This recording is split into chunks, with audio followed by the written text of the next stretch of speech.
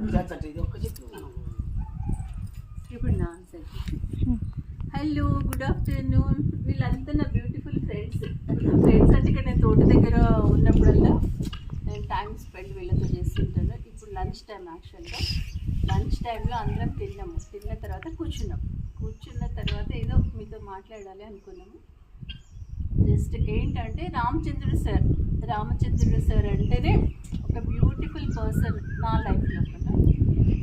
అయితే నా మాటల్లో కాకుండా నేను భార్యను కాబట్టి నేను భార్యలాగా కాకుండా నేను ఒక మంచి బెస్ట్ వెల్ విషర్, తర్వాత సొసైటీకి ఒక మంచి పని చేసినటువంటి ఒక పెద్ద మనిషి లాగానే నేను ఎప్పుడు భావిస్తాను. పోలీస్ డిపార్ట్మెంట్ అంటే నాకు చాలా గౌరవము. ఆ గౌరవము, ఆ యూనిఫామ్ కోసమే సార్ని పెళ్లి చేసుకున్నానే మాట నిజం. అయితే ఈరోజు వీళ్ళ మాటల్లో తెలుసుకుందాం మనం సార్ గురించి. మంచి అటు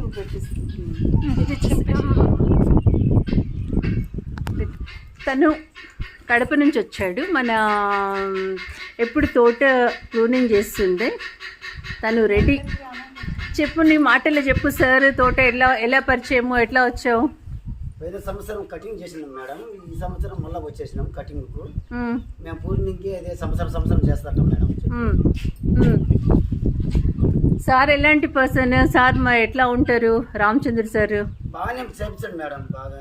బాగానే మంచిగా ఉంటాడు, బాగా చేపిస్తాడు, బాగా చేస్తుంటారా? ఓకే. జంగమ్మ చెప్పు, నువ్వు ఈ తోటకి, ఈ స్థలానికి నీకేం సంబంధము? మేము ఒకప్పుడు జీవాలం అంటున్నాము. ఇట్లకెళ్ళి జీవాలం అంటున్నాం. మీరు తీసుకోకముందు ఇట్లకెళ్ళి ఉన్నాం మేము. ఫస్ట్ టైంలో మేము ఇట్లకెళ్ళే ఉన్నాం. ఈ జాగానే ఉన్నాం ఫస్ట్.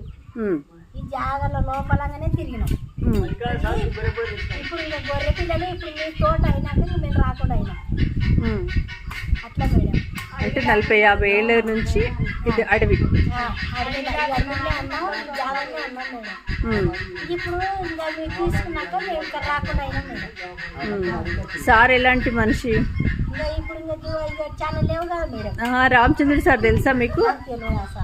సార్ తెలీదా? సార్ తెలియదు కానీ ఇక్కడ కూలికి వచ్చావు. ఇవాళ వచ్చిన కూలి. ఈరోజు ఎప్పుడు రాలే? ఇంకా జీవాలనే మర్చుకుంటున్నాం మేము. ఇవాళ కొత్తగా వచ్చిన. అవునా, సరే, ఓకే. రేణుక, తను రేణుక. ఎంత మంచి స్మైల్ ఉంది చూడండి.